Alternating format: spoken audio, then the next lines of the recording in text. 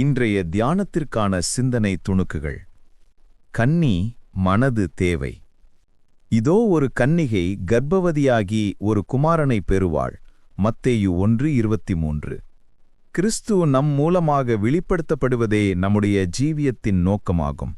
மற்றவர்கள் தங்கள் ஜீவியத்தின் மூலமாக கிறிஸ்துவை வெளிப்படுத்த அவர்களுக்கு உதவி செய்வதே நம்முடைய ஊழியத்தின் நோக்கமாகும்.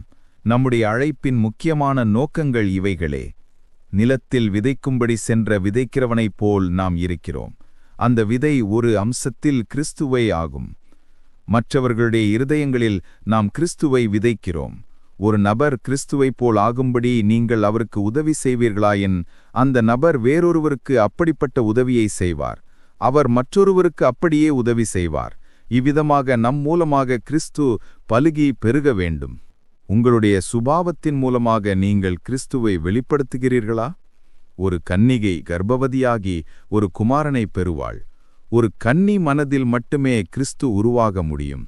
கிறிஸ்துவின் சுபாவம் நம்மில் உருவாக்கப்பட வேண்டுமென்றால் நமக்கு ஒரு தூய்மையான மனது அவசியம்.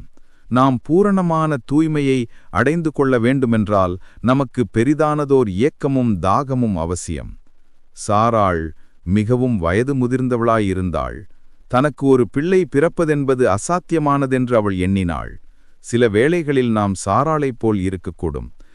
என் ஜீவியத்தில் நான் அநேக தவறுகள் இழைத்திருக்கிறேன், நான் இன்னும் தவறுகள் செய்து கொண்டிருக்கிறேன், கிறிஸ்துவின் சுபாவத்தைப் போல் என் சுபாவம் மாற்றப்பட முடியும் என்று நான் எண்ணுகிறதில்லை என்று கூறிக்கொண்டிருக்கக்கூடும்.